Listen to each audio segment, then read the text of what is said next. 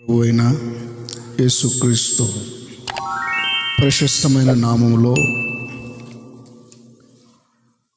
ఈ సువార్త కూడికకు చేరికూడొచ్చేటువంటి దేవుని పిల్లలైన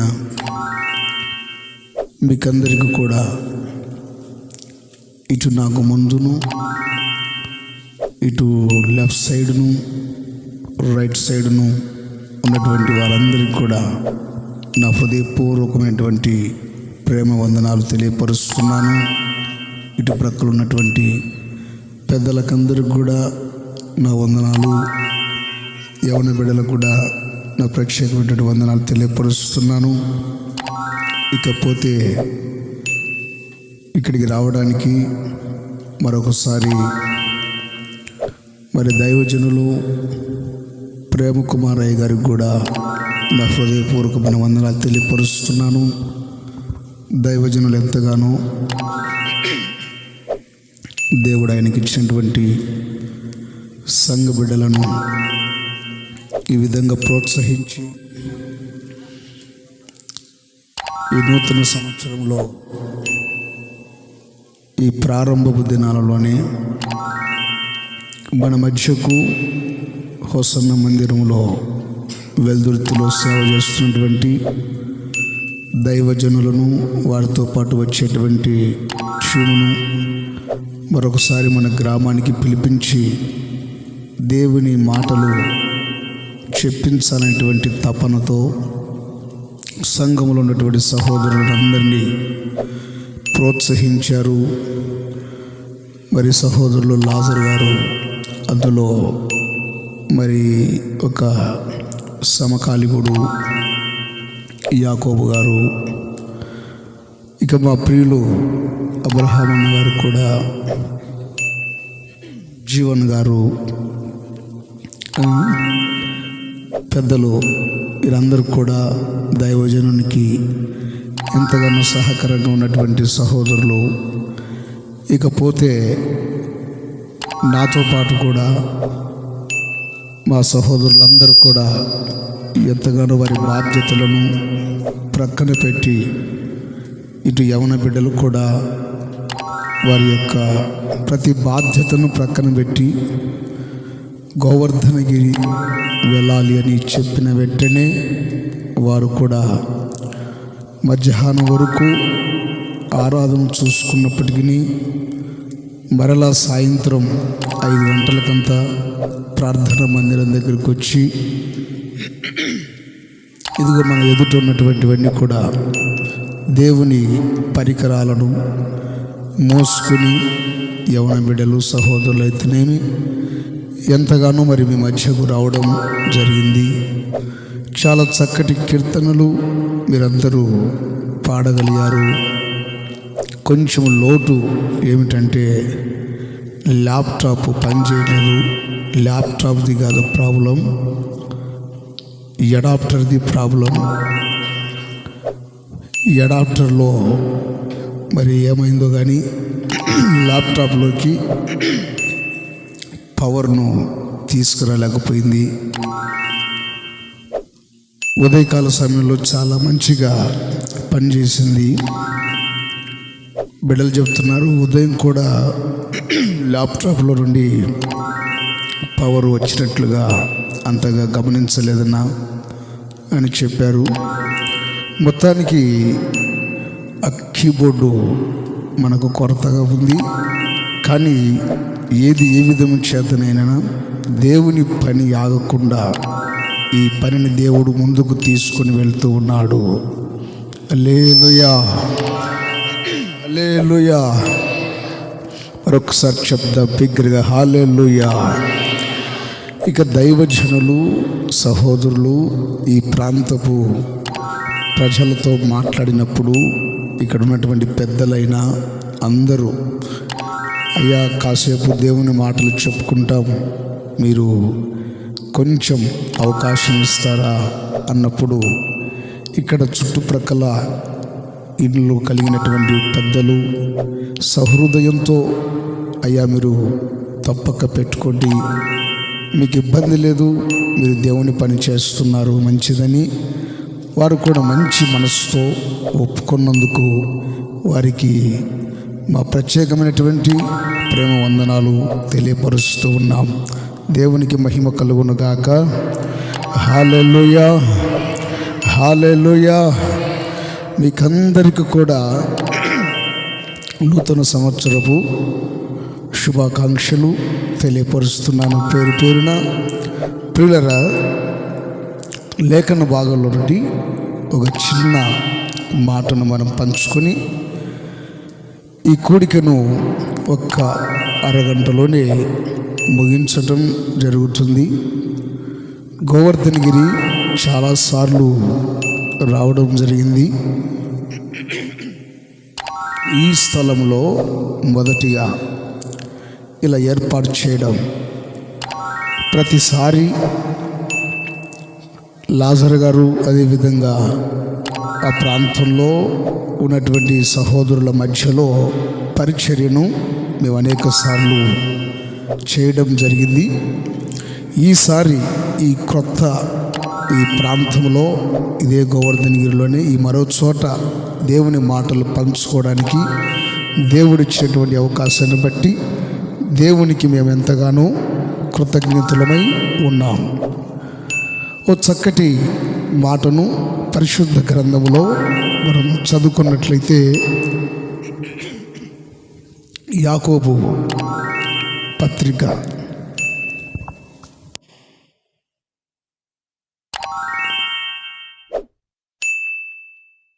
యాకోబు పత్రికలో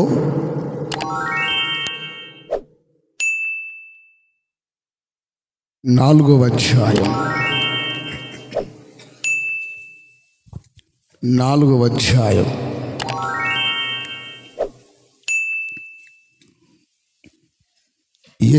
వాక్యాన్ని చదువుతారు.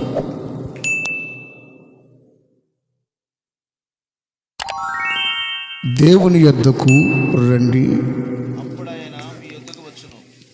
అప్పుడు ఆయన మీ యొద్దకు వచ్చును. చాలనా?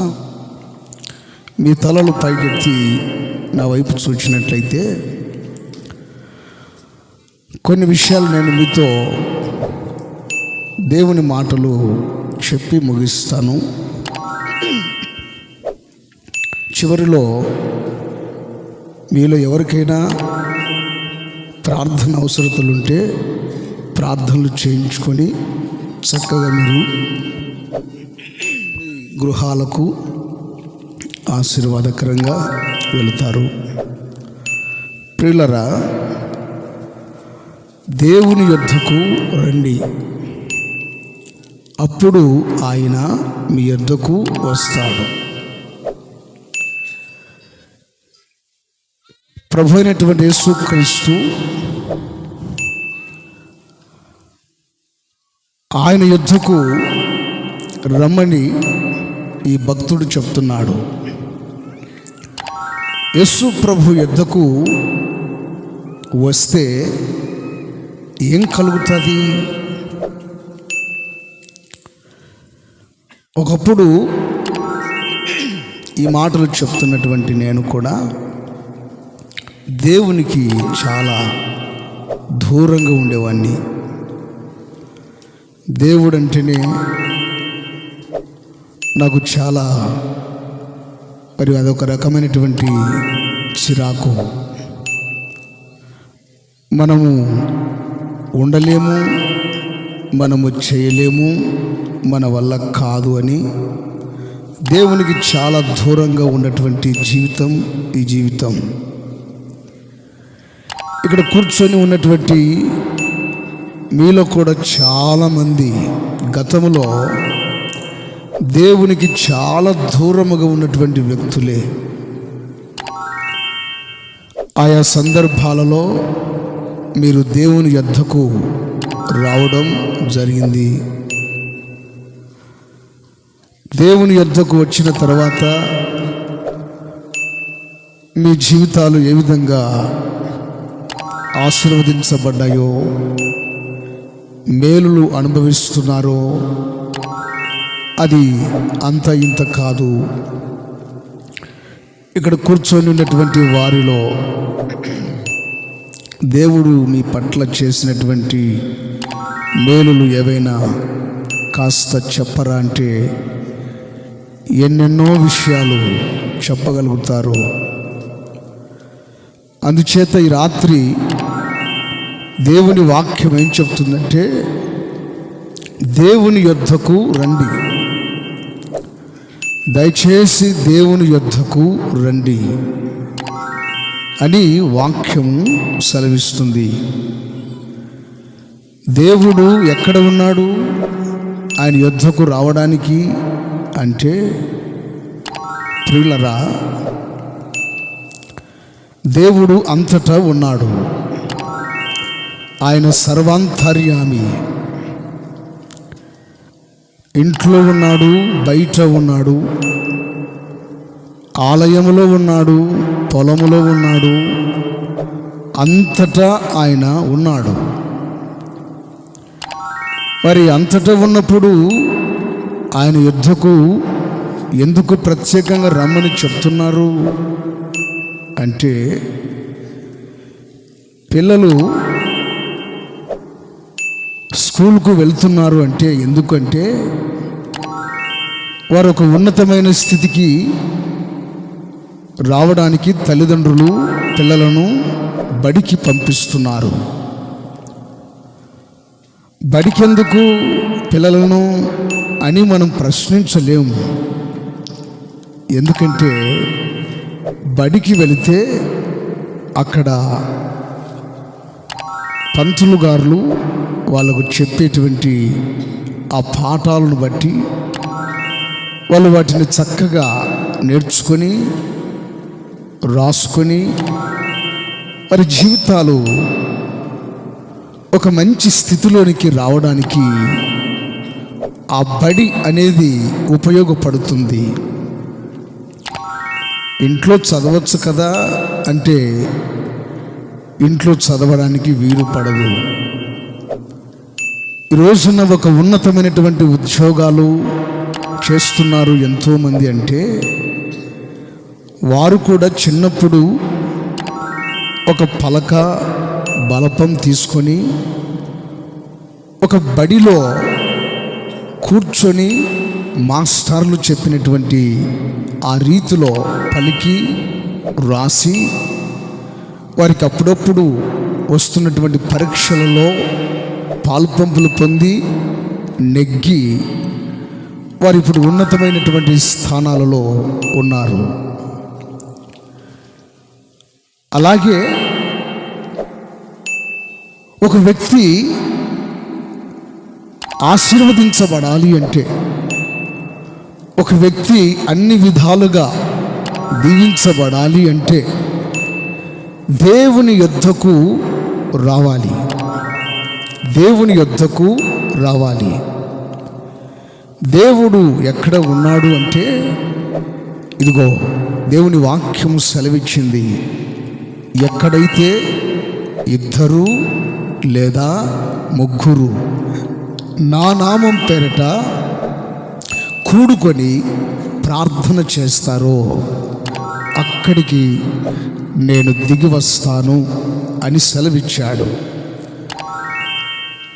ఇక్కడ మనము ఇద్దరి కంటేను ముగ్గురు కంటేను ఎక్కువ జనం ఉన్నాం. ఇద్దరు ముగ్గురు ఉంటేనే దిగి వచ్చే దేవుడు, ఇంతమంది కూడుకున్నాం, ఇక్కడికి దేవుడు దిగి రాకుండా ఉంటాడా అనే సందేహం మనకి ఎంత మాత్రము ఉండకూడదు.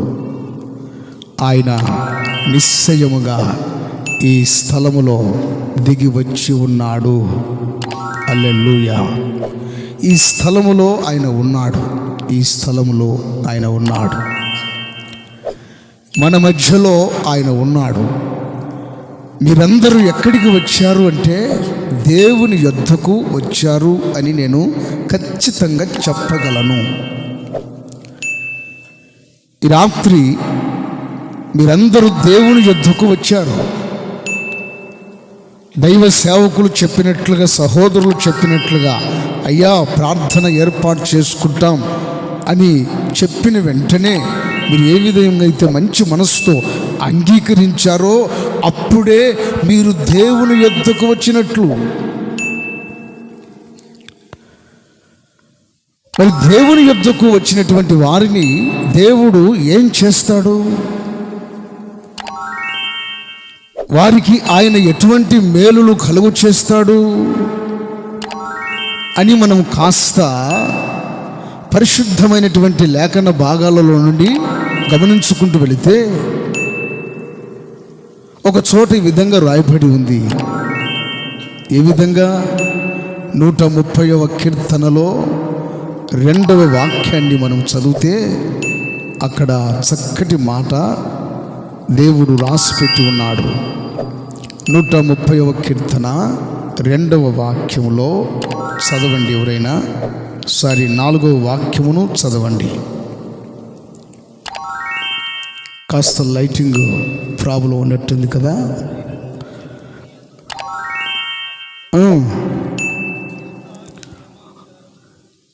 నీ యొద్ద క్షమాపణ దొరుకును అని ఉంటుంది ఇక్కడ. ఓకే, ఆ భక్తుడు ఏం చెప్తున్నాడంటే దేవునితో, దేవా నీ యొద్ద క్షమాపణ దొరుకును. దేవుని యొద్దకు వచ్చినటువంటి మనకు ఏమి దొరుకుతుంది అంటే మొట్టమొదటి ఆశీర్వాదం క్షమాపణ దొరుకుతూ ఉంది.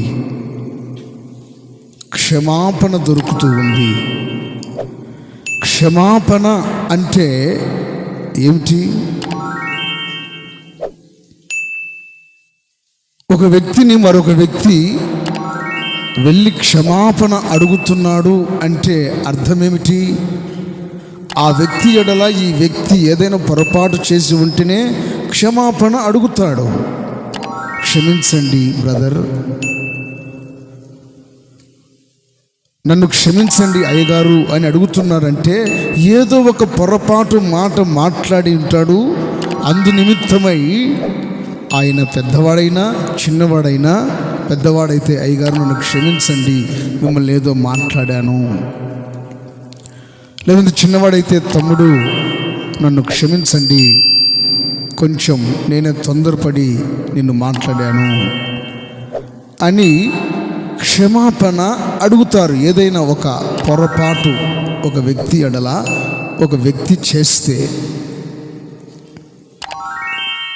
ఇప్పుడు దేవుని యొద్ద ఏముందటంటే క్షమాపణ ఉందట. క్షమాపణ ఉంది. మనుషులు తన తోటి మనుషులను ఒకవేళ క్షమించకపోయినను దేవుడు మాత్రం నేను ప్రకటించేటువంటి నజరేయుడైన యేసుక్రీస్తు ఆయన యొద్ద ఏముందంటే ఒక క్షమించే మంచి గుణము కలిగిన వాడు. హల్లెలూయా, హల్లెలూయా. క్షమించే గుణము కలిగిన వాడు. ఆయన క్షమించాడు. తన ఎడల చేసినటువంటి వారిని ఆయన క్షమించాడు. ఇతరుల ఎడల ఎవరైతే ఇబ్బంది పడుతున్నారో లేదా మనుష్యుడు అనబడిన ప్రతి ఒక్కరూ వారి వారి వారి వారి వారి వారి పాపములలో వారి యొక్క శాపములలో మ్రగ్గిపోతున్నటువంటి వారు ఎవరైనను యేసుక్రీస్తు దగ్గరికి వచ్చి అయ్యా నన్ను క్షమించండి అని అడిగితే ఆయన ఎవరిని కూడా క్షమించకుండా ఉండలేడు.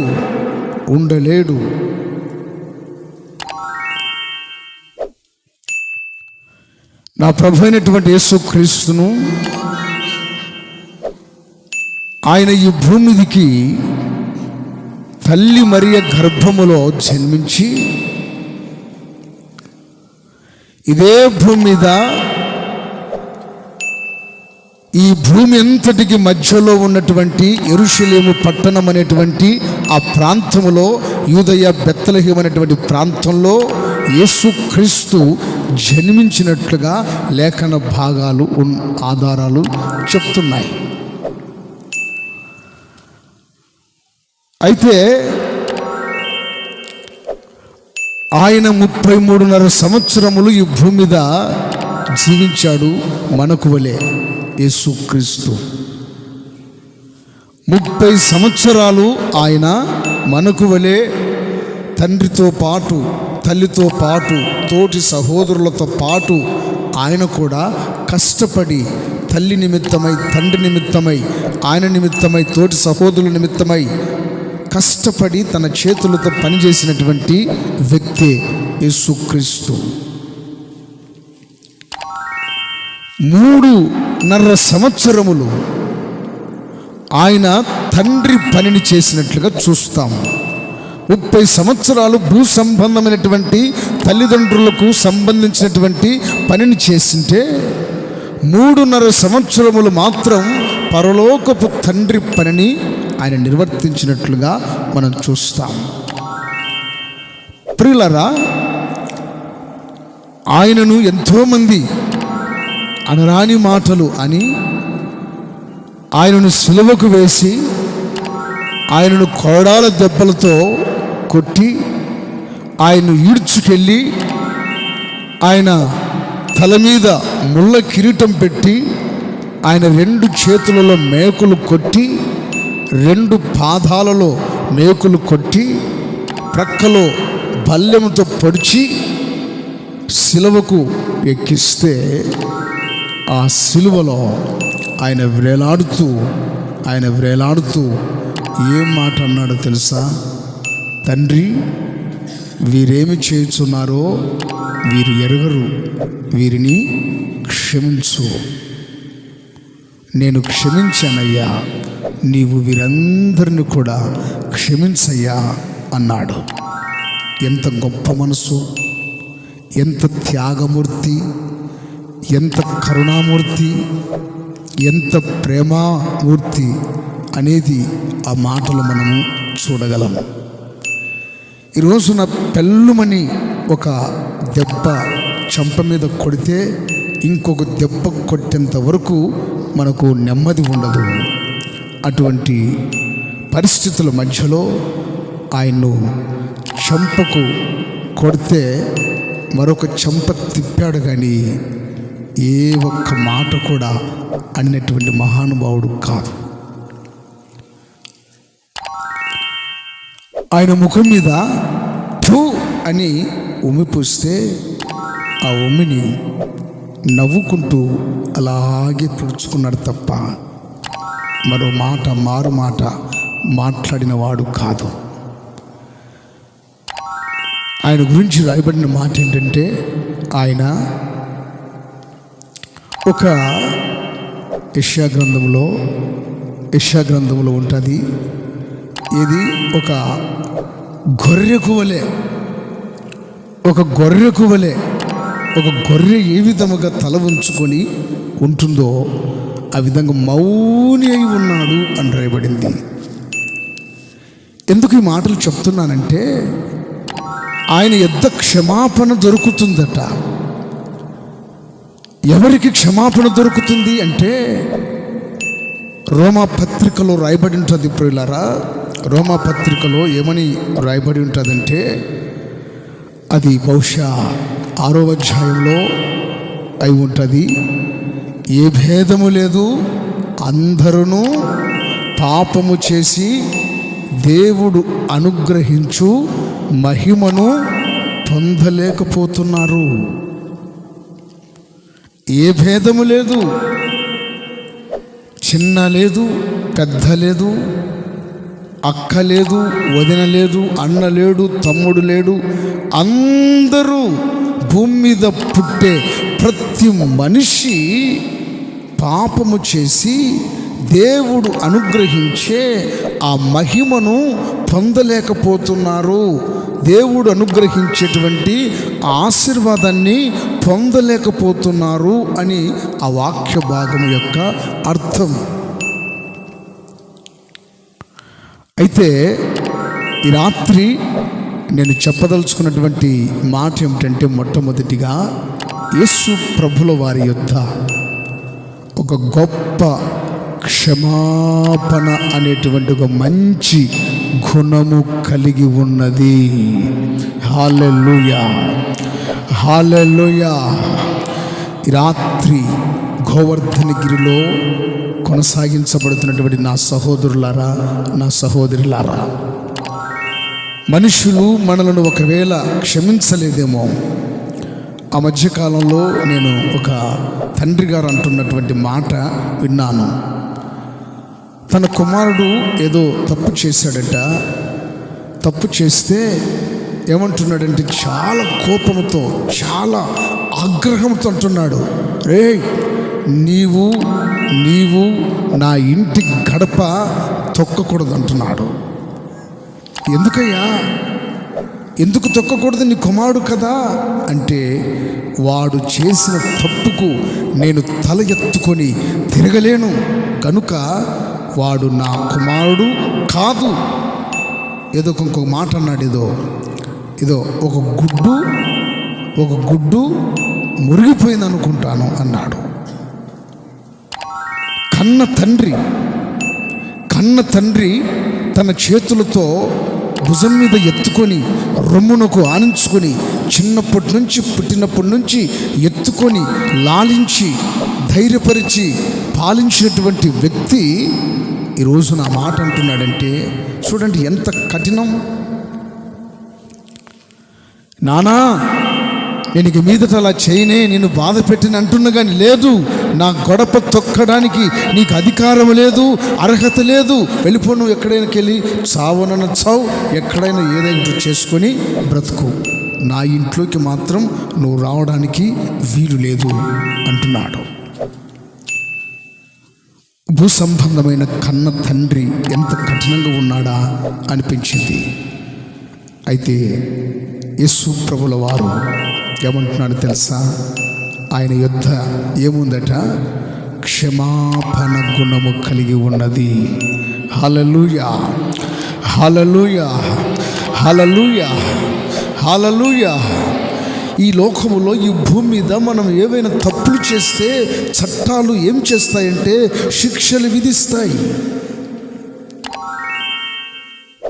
ఒక్కొక్క తప్పుకు ఒక్కొక్క పనిష్మెంటు తప్పకుండా చట్టాలు విధించకుండా మానుతుందా? మానదు.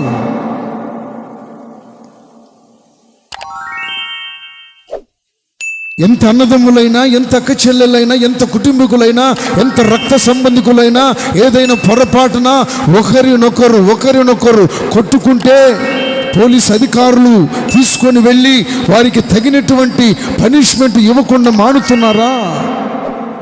మానరే. అవును, ఈ భూమి మీద అది జరగాలి. అయితే ప్రియులరా, నా ప్రభు అయినటువంటి యేసుక్రీస్తు ఈ సర్వ ప్రపంచములో ఏ వ్యక్తి అయినా సరే ఏ తప్పు చేసినా, ఏ పాపములో కూరుకుపోయినా, ఏ అక్రమాలలో ఇంతవరకు ఉన్నా, ఏ అన్యాయాల మధ్యలో ఇంతవరకు ఉన్నా, ఇదిగో నాది, నేను చేసినది తప్పు అని తెలుసుకొని నా తప్పును ఎవరు తీసివేస్తారు? నా పాపములో నుండి నన్ను ఎవరు విడిపిస్తారు? నా శాపములో నుండి నన్ను ఎవరు బయటికి రప్పిస్తారు అని ఒక ఆలోచన కలిగినటువంటి వ్యక్తి ఎవరైనా ఉంటే, నా ప్రభు అయినటువంటి యేసుక్రీస్తు ఒకరు ఉన్నారు. ఆయన యొద్దకు నువ్వు వచ్చావు. ఈ రాత్రి ఎటువంటి పరిస్థితుల మధ్యలో నువ్వు ఉన్నావో సహోదరుడా, ఎటువంటి పరిస్థితుల మధ్యలో నువ్వు ఉన్నావో సహోదరి, ఇటైనా ఒకటి, యేసయ్యా నన్ను క్షమించయ్యా అని ఒక్క మాట అడిగితే నీకు నా ప్రభు అయినటువంటి యేసుక్రీస్తు ఒక చక్కటి క్షమాపణను కలుగజేసి పంపిస్తాడు. హల్లెలూయా, ఒక ఊరిలో ఒక సహోదరిని ఊరిలో నుండి వెంటబడి వెంబడించారు. రాళ్ళు తీసుకొని వెంబడించారు. ఆ సహోదరి పరుగున ప్రాణం కాపాడుకోవాలనేటువంటి ఒక తపనతో